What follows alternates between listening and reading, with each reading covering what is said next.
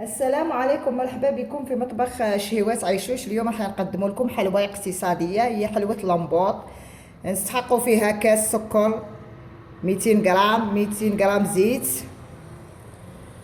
100 غرام مايزينا، جنجلان نحمرو، القارص الرابي، الليمون، 4 حبات بيض، الفرينه باش نجمعو، حبه خماره. نبداو في المقادير. نوضعوهم 4 حبات بيض كما قلت لكم، نضربوها مليح. هاد الحلوى سهله وخفيفه، تجي خفيفه، تستعمليها دائما في القهوه. هنا تقريبا دائما تلقايها في البيت. كاس سكر قلنا 200 غرام،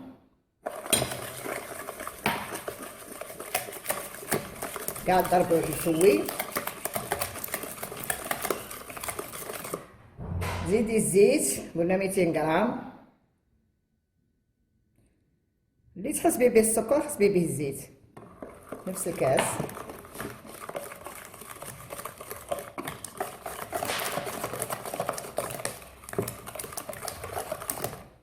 توضعوا القارص، لا ما عندكوش قارص ديروا الفانيليا.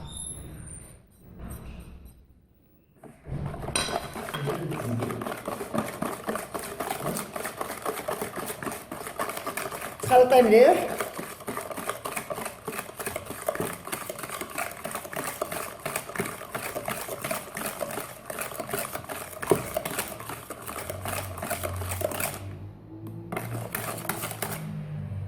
بعد توضعي المايزينا قلنا 100 غرام، توضعي الجنجلان اللي صهرتيه حمرتيه، مغرف كبيره تاع اكل.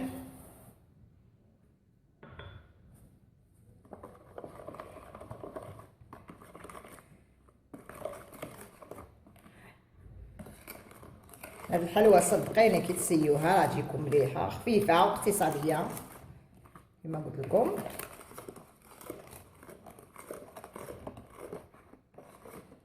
دروك بدايت توضعي في الفرينه،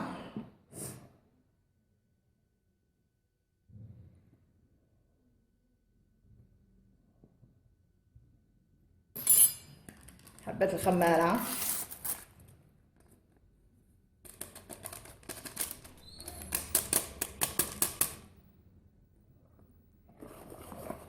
فرينه ما نعطيكمش العبار على حسب ما تلموا العجينه كما عودتكم. نشكر المتبعين اللي راهم يشجعوني.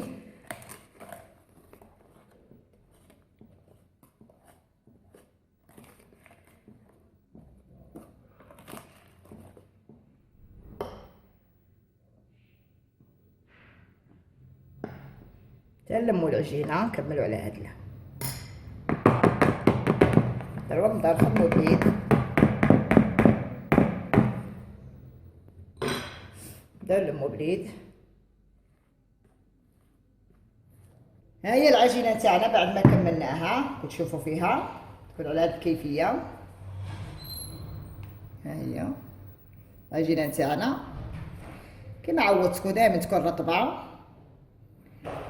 ناخذوا اللومبوط كما هكذا نخدموا به. ملي تكون عندنا كميه صغيره، كي تكون عندنا كميه كبيره استعملوا الماشينه.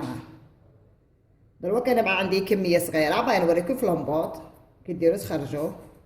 نوضعوا يدي في الفرينه، قليل من الفرينه. بعد ما ندهنوا الطاجين بالزيت والفرينه نوضعوا الحلوى تاعنا كما هكذا ونضغطوا، نوضعوا صبعنا في الفرينه باش تساعدنا ما تلصقناش هكذا هاك، وتخرجي ولا بالماشينه الا ما ساعدتش هكذا توضعي اللمبوط نتاعنا في الماشينه، واللي ما عندوش يخدم بيدو هكذا هكذا.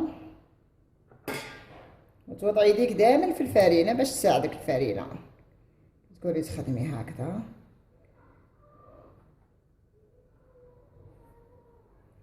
الثانيه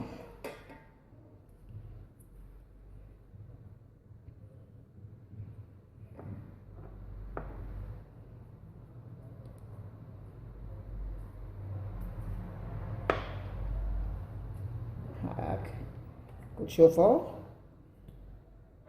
تاخديها كيما هكذا وكي شغل تلويها هكذا وتشديها كيما هاك، هاد الكيفية. عاد نوريكم واحدة أخرى.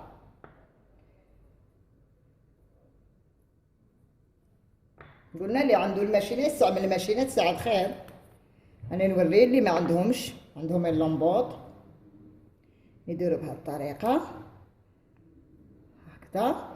يدك دايرة توضعي فيها الفرينة وتتني هاك كي شغل تتني، هيا هكذا، وتحطي الحبة الثانية. دايما ايدك توضعيها في الفرينة هكذا، صباعتك ها هاك هاك باش تساعدك هاك دروك هكا. كتشوفوا مليح تتني من بعد ترجعي هاك. بهاد الطريقة حتى نكملو الطاجين تاعنا. نلتقي فيما بعد. ها هو الطاجين بعد ما مليناه كامل نوضعوه في الفرن على درجة 180 ونلتقي فيما بعد. ها هي الحلوة نتاعنا بعد ما طابت كتشوفوها. نقسم لكم حبة تجي هشيشة واقتصادية.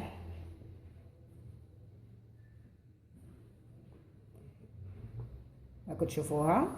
إلا عجبكم الفيديو ما تنساوش تشاركوا معنا ليصلكم الجديد.